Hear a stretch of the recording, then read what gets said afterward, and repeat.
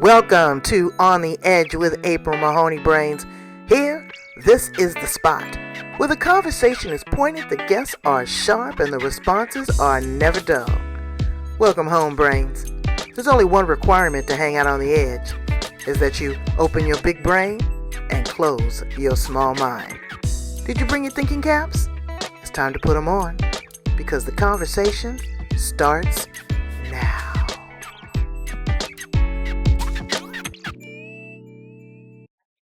Welcome to On the Edge with April Mahoney Brains. You're back at the spot, the best podcast on the planet. This is the place right here where the conversation is pointed, the guests are sharp, and the responses are never dull.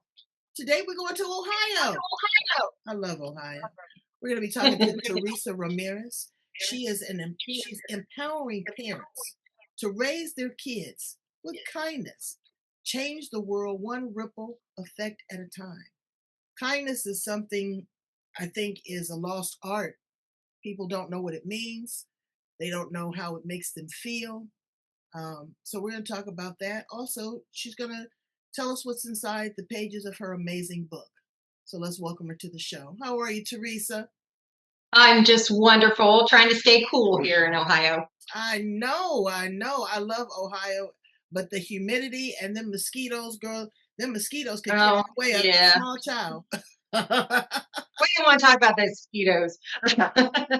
But I love Ohio. I love the people. I love the Amish country. I love the corn. Me some Bob Evans. You have Bob Evans over here? Bob Evans. Oh my gosh. Girl, that pot roast and them rolls right there. Shout out to Bob Evans. So tell us a little bit about you and how you found yourself in this space. I am an empty nester. I have two grown sons, and I have a little dog named Noel, and my cat is Marvin. And Marvin was one of my Be Kind to Animals. We found him under a car one walk, and he weighed 1 pound. And I took him to the vet, and he said, "You need to get weight on him right now, or he's not going to make it." Now he's like 12 pounds. He's huge. He said, "Oh, okay, we're talking about some fish, some protein." Absolutely. Well, how does it feel to be an empty nester? How did that settle into you? Because you got a routine. No, it was time. That's the best way to say it. It was time, and then I left the house in the burbs and came closer to the city, and I have a nice condo now, and life's good. Life is good. The park's behind me, the bike trails right here. I'm blessed. Once you get used to them being gone, it was a shock for me when my daughter left for about the first week. And then after that, I was like, "Ooh, is this what this is about?" It does not take long. Cool. But you clean your kitchen up and it's still clean? Absolutely. So even though you're an empty nester, you have a compassion for parents and children. Tell us a little bit about that. Yeah, this all started, my journey in kindness basically started when I heard about a school shooting down in Parkland, Florida. I didn't know anybody down there, and I don't know why that one versus all the others that have happened. But I just thought, we can do something. I grieved with them. I sympathized with them, but I thought, kids, you don't have to wait for laws to change. That takes forever. You don't have to wait for school policies to change. You yourselves can do something. You can help that kid who's sitting alone at lunch. If another child drops their books, their pencils, whatever, help them pick them up. You can be the change. You can be kinder to each other. How do you want to be treated? All the things. And I was blessed to be able to go out and talk to a couple schools, and then COVID hit. So where'd we all land? In front of the computer. And I really started listening and really reading what people were posting, and was horrified at how nasty adults were. And I asked my core group of nieces and nephews, I said, "So yeah, we read what mom posts. We don't want her talking about us. So we read all of the posts." I'm like, okay. But they read them. And if mom and dad post something mean and nasty, the kids are thinking, oh, I can do that too. Mhm. And I thought, I have got to get to the parents. There's parents not paying attention or thinking their kids aren't reading their posts or not watching them. Parents are your children's number one role model, They're your mirror. regardless of what they think. So I have kind of tweaked everything around and really now reach out to parents. I want them to be the CEOs of the family, take charge and determine what values and philosophies you want to instill in your children and you want them to grow up with. But not only And so that's much how. what you want to instill in your children, what you want to be a mirror reflection of. Because again, that's like me. I turned 60 years old. And when I turned 60, Teresa, let me tell you, I was liberated. I said, it's all about how you process things. Do these things really matter? Is what's going on mainstream media impacting me this moment, right now? You know, can I just surrender? Mhm. Somebody was getting on my nerve the other day, and I told them, you know what? You are absolutely right. You win. And they went from 100 down to 0. They had nothing to say. Yeah. They had nothing to say. Yep. And, it's just that release. I don't always have to be right. I don't always have to be right. Sometimes there's a Mm-mm. valuable lesson in being wrong. Yeah. And I always say, what's more important, to be right or to be kind? Hmm. Had you continued that conversation, what would have happened? Right. I would have been on Facebook or on TikTok showing my ugly ways, and I don't want to do that. I don't want to go out that way. And I don't want to show children that. I was telling one of my other guests, I was in the Walmart and this woman was cussing at this little boy in the they put him in the front. She cussed at him like he was a sailor. And all he was doing what kids do, pulling stuff off the rack, putting it in there, saying, I want this, opening up the potato chips before you pay for them. And I said, you know what? I'm across a boundary. And I said, you know what, sweetheart? I said, this is none of my business. And I know that you're a young mom and the struggle is real. I said, but this person that you have in the cart with you is going to be an independent contributor to society. And is this the kind of demeanor that you want them to have? I said, just step back and take a break. Get a babysitter, you know, Mhm. whatever. I give you my number. If you trust me, I'll babysit for a month. I said, but do not talk to him that way. He doesn't deserve it. And he looked at me Yeah. like, oh my God, somebody came in to save me. So it's just being even kind to your kids because they take that not just what you post, but they take that to school. Well, absolutely. Absolutely. I know, you talked about somebody when my kids were little, and my youngest was like 3, and he threw a major temper tantrum in the middle of the grocery store. Mm, And busy moms, I'm like, I only have so much time. So I basically put him in the cart. He screamed the whole way, all through the checkout. And as I'm walking out the door, a man taps me on the shoulder and he said, "You're doing a good job." Do you know those words meant the world to me as a stressed out, busy mom? that's right. And that's all it took.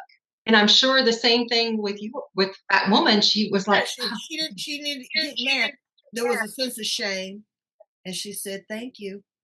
And she "Mhm, just kind of calmed down. And then I went over to the paper towel aisle so I could see if I could hear. I didn't hear nothing else. I didn't hear nothing else. But baby, she was going ham on him. I know that that is what he's going to go to school and he's going to, cuss out his teacher, take somebody's lunch money, or he's going to do those things because this is what he's learned. I had another guest on my show. I'm going to connect you with her. She is a psychologist that goes in and talks to these families after these mass shootings. ugh, And I asked her, I said, what do you say? What do you do? She said, the first thing I do is be silent and just hold space. Hold space. There's nothing else that I can do. But for these children to have access to these weapons, yeah, now a lot of parents now are being held accountable for what their children are doing. mhm, They learn this somewhere, like in the Walmart, when you're getting cussed out down the aisle. But what we have to do to turn this around, what can we do? Give us some strategies to really turn this around. Yeah, there has a lot of strategy. And one of the things I like to remind people is that personal pain is as unique as a fingerprint. You never know what somebody's going through. So always be kind, always. And, you know, bully, like you just said, what was he learning at home? And what kind of personal pain is he feeling? And I know that's hard for people who have empathy for the bully, but you need to look at that. So you need to look at um, examples of when you're out in public. What are you showing your kids? When you're behind the wheel of a car, there Oh, is no room in your there is no room in your journey in kindness for road rage. And I don't know what happens when we get behind the wheel of a car. We turn into a whole nother person. And yeah. I actually put a note on sticky note on my horn because I realized I am blowing that thing a lot. So I put stop in a sticky note. And now I rarely use that horn. It's Here usually in a Texas, nice polite to let when me somebody's let not me going save you maybe. tell you a quick little story. So we're in China, Beijing, China, and girl, you know there's ducks and bicycles and people everywhere. And people, when they blow the horn, they wave at you. And I'm like, okay, it's not the middle finger, a full on wave, and they smile. And I asked my driver, I said, what's up with that? He says, because you have avoided a conflict, that you did not hit their duck, that you did not run over their bicycle, that maybe you were distracted, maybe your child's binky fell and you were distracted, whatever. They thank you and they appreciate the fact that that they do that. So now when somebody blows the horn at me, I make sure it's a full hand. Thank you very much. I'm smiling. I don't have that. I decompress because that's what Mhm. the horn is there for. Right, right. It's the friendly toot because the person's not going through the green light. Yeah, that's fine. I'll share a road rage story, which is similar to what you just said. I had pulled off, we're on an exit ramp. Now, I have no idea, and this is true. Most people don't know that they did something wrong. They just, because we're not thinking. But I had no idea what I had done to really anger the man that was in front of me on the exit ramp. He got out of his car. He was coming for me. And I'm like, okay, what are we going to do? So I had this in the console, put it on, and smiled through the windshield. And he's like, oh my gosh. And Crazier to than this day, me. to this day, I wonder what he told people when he got to his destination about the crazy lady with the red plow nose. So yeah, Wow. it's kind of things I mean, I could use that situation. But you again, you have to be on your toes. You have to be on your P's and Q's to even think about an alternative because it seems like in today's environment, everybody is on angst and they go from a flicker to a flame. There's nothing in between. There's no negotiation. Let's be ugly. Let's say whatever we can say. Let's hurt you. Again, somebody did something to me a few weeks ago, family member. And and this, that, and the other. The family says this and the family says that. I said, okay, well, whatever the family says, I'm gonna own all of that. I said, because I'm a big enough container, I can hold it, and I'm gonna let you guys deal with the rest. She had nothing else to say. So you can diffuse situations, even with your boss. Your boss tells you you've done something wrong. You probably did. Own it. Instead of Yeah, trying to be so defensive. Oh, well, Betty didn't do her part. I'm sorry. I will make corrective action. I'll do my best not to let this happen again. There's you nothing they mean can say. just going to say, you mean take ownership, take responsibility for your own actions instead of it's always everybody else's fault. And I don't understand that. So yeah, absolutely take ownership, be responsibility for you. And family, I always say being kind, you have to start with family. You got to start at home. because family knows all your buttons to push, and you have to really start, like you were saying with the child in the car. What are you saying to your children? What words are you using? Right. Put your number one. I always like this. Put sticky notes on your kid's bathroom mirror. You're number one. You're the best. They're going off to school for that big math test they've been working on. Put a little note in the backpack. You've got this. Just be encouraging and kind. Positivity is kindness. And you start that at home because, like we were talking about, yes, when you're being not nice to your kids and things and they carry it on, but if you're being kind and positive to your children, they're going to carry that through as well. As, again, you're the role model. And despite what you may think, they're going to follow your lead before anybody else. And if you instill that self-confidence in them, the bully can't win. The bully can't win, you know. Right. And this probably wasn't. Well, and then this probably is not the kindest thing, but I was a scrapper. I wasn't a bully, but I would definitely defend myself. You wasn't going to take my lunch money. That's what you weren't going to do. But also disciplining your children. Corporal punishment. Yes, I got my butt whooped maybe 3 times in my life, but it got my mind right. I ain't have to get that no more. I didn't like that. I don't support that at all, but you have to have a strategy and a way of disciplining your children. I worked out here in the field with the migrant workers in the onion field. Oh, I got something for you, baby. If your kids is bad, have them go pick some onions. I got a surprise. I like that. I got a surprise for you. We're gonna go out and we're gonna pick in the garden. Don't tell them what they picking. They can't rub their eyes. They can't rub their nose. One day of that, we'll get their mind right. Also, teach them mindfulness, meditation, yoga, spirituality. Take them to church. They're not taking the kids to church no more. Yeah. Introduce them to something higher and greater than themselves. Yeah. Be intentional. Get up in the morning and think, what are we going to do to make it kinder? And your kids, the fun thing is your kids will be kind when you're not watching. Yes. I think that's huge. I know a 6th grader, he saw a kid in a wheelchair and the kid was struggling to push the wheelchair and carry the lunch tray. So he went over, here, let me carry your tray. Where do you want to sit? And the kid kind of shrugged and he goes, well, come sit with us. What? This will get you. This is another thing to think about. The kid that offered to carry the tray, he's an athlete and he sits with all athletes. Kid in the wheelchair knew every sports statistic out there. They had a great few years in junior high together. And so you might meet somebody new through those acts of kindness, but you have to be intentional so your kids know to mirror that same behavior. Exactly. So tell us a little bit about your book. Let's see a copy of it. Oh my God. My book is Raising Kind Children. And it's about, when we were talking about those difficult situations we get in, you got to make kindness as natural as breathing first, so that you do take that pause and react in a kind way. So the book is a process.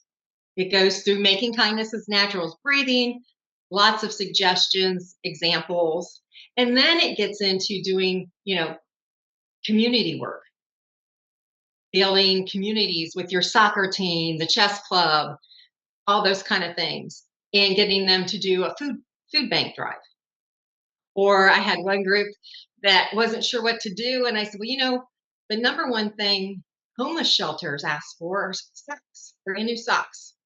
They did a huge sock drive, and I forget how many thousands of pairs of socks that they collected. And the local homeless shelter was so pleased to get them, so thankful and grateful. And then from there, once you've got it natural as breathing, you're doing the community, then when you get into sticky situations, you're going to be able to take that pause and handle it right. And I will tell you another example I have is I was having lunch with a friend and the server came up. I love this story. The server came up. What do you want? And she was that rude. And we're like, well, we had a couple questions about the menu. I don't know. I was told to come over and take your order. What do you want? My friend and I are going, okay. So we placed our order. We got our food. Everything was fine. I don't think she ever came and refilled a water or a coffee. And then toward the end of the meal, slams the bills down on the table. And my friend and I are like, well, what do you think? And I said, we have every right to call the manager over and complain. I haven't had a rude server like that ever and not since. And we talked about it a little more. And then I said, you know what?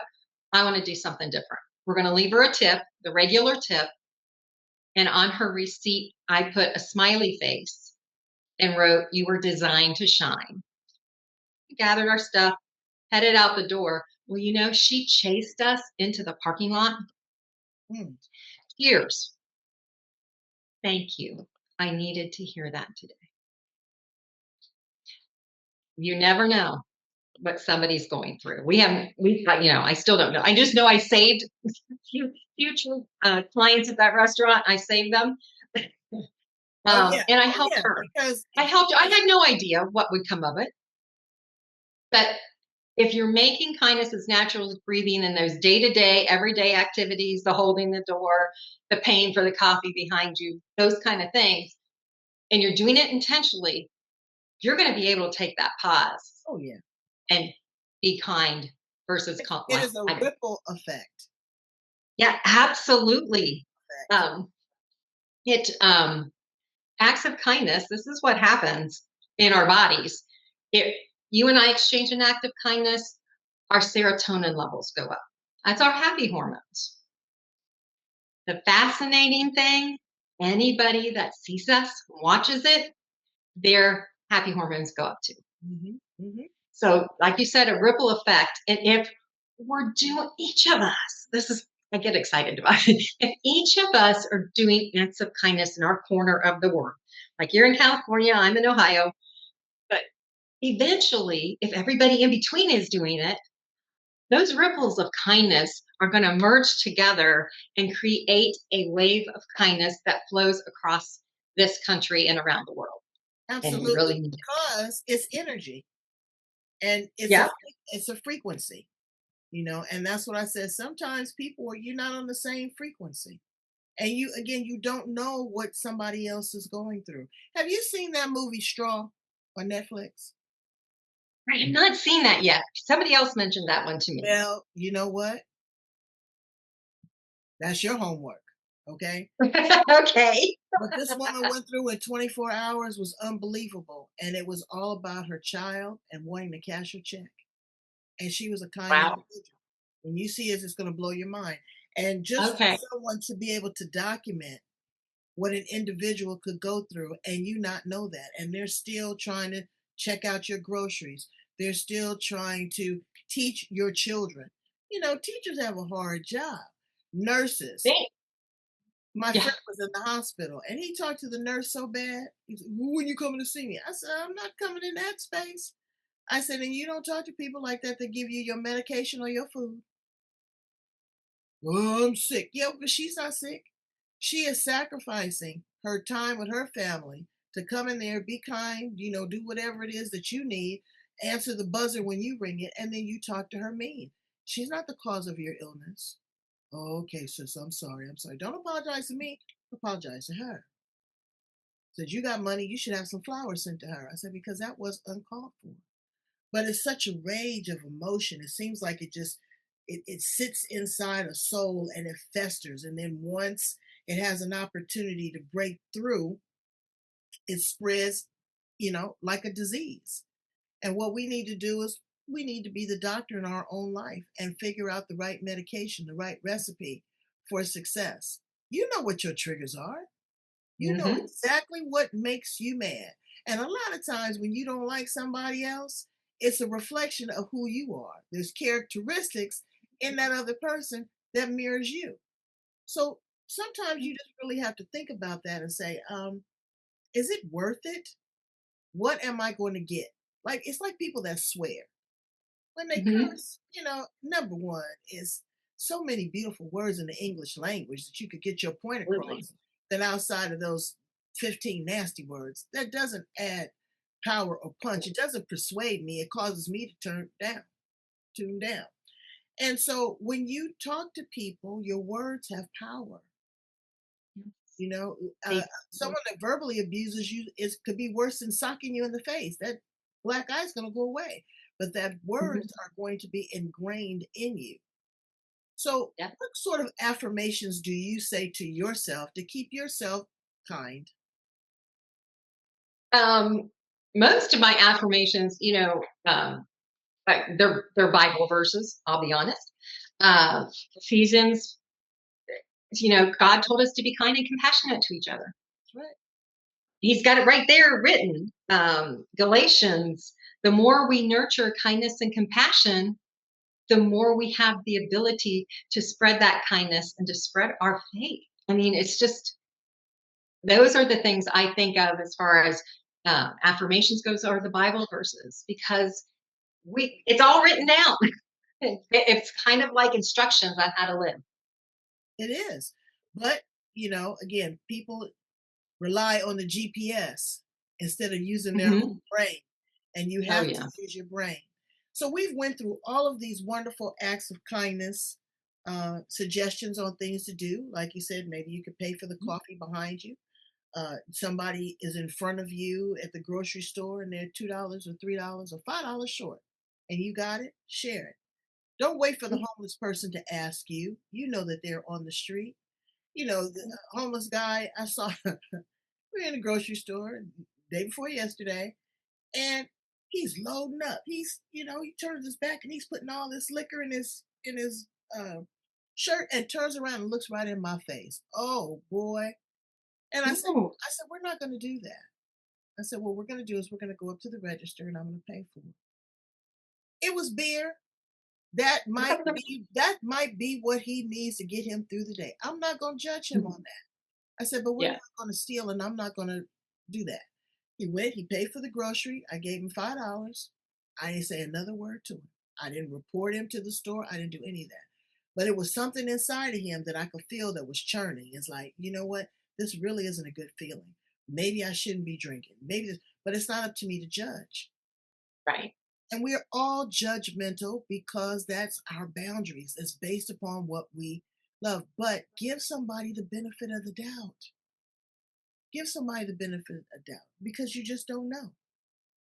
So let's Right. ask some fun facts. If you weren't teaching, if you weren't teaching kindness, what else would you be doing? What else would you like to do in life? Oh my gosh. Yeah, this is because I went from working the whole 9 to 5 thing for 30 plus years, and then took care of my parents for 5, and then have been doing journey and kindness. The thing about it is, now that I've done all the things, I love getting up in the morning and spreading kindness.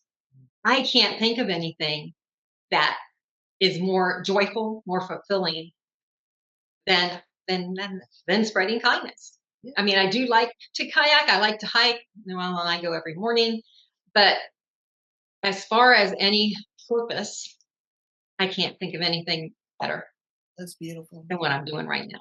If you were a flower in the garden, Teresa, what flower would you be? Oh my gosh. I think I would be a white rose. I just think they're just beautiful They are and beautiful. they bring joy. They are beautiful. If you were a appliance in the kitchen, what appliance would you be? Ooh, that's a tough one. Uh, at the I think I would be the stove top, because the smells and the aromas Hmm, spread through your house like kindness. I think I'd be the garbage disposal. Yeah, get rid of the things that no longer serve me. There you go. That's a good one. Rid of 'em. If you could have dinner with anybody in the world, past, present, spiritual, who would you have dinner with? Jesus. Yeah, Absolutely. what would you ask him? Oh, I would ask him about the thief that was next to him, and that happened how that happened when they made it to heaven together. Mm, wow. That is beautiful. I would ask him, how did he forgive them disciples that forsaked him and caused him to be crucified? I would ask him. Yeah. You know, um, if you could travel through time, go back to the past, stay here in the present, project to the future, where would you land? Um, wow. I always think I want to go back to a historic period and see what this looked like or that looked like, but I can't think of anything specific at the moment. Well, Um, I you ask know, that question a lot, and what's disheartening to me is the mhm. answer that I get, that nobody wants to be here in the present, and that's all that we have. That They is all that always we have. You're they right. always want to go back and try to rewrite something. They're not excited about the future, but they never want to be here in the present. And this is all that we have. That's why they call it the present. It's the gift. It's a gift. And Yes. there's going to be chaos. There's always been chaos and mayhem or whatever. Hmm. But it's how you navigate through the storm. It's how you row that kayak on those rough waters. It's just being conscious, being aware, being loving, being kind, being grateful, being great, and taking responsibility for your actions. Absolutely. Actions. Yes. And in closing, Teresa, what do you want your legacy to be? How do you want to be remembered? I want to be remembered as a kindness ambassador, as somebody who really brought it to the forefront, made it intentional, and that made a difference. That through kindness, we were able to change the world one ripple at a time. And again, it's not just my world or her world, it's the entire world. You can spread this kindness overseas, you can spread it right next door, you can spread it with the earth, you can spread it in the air. Kindness is definitely a worthwhile disease. It's worth getting infected with.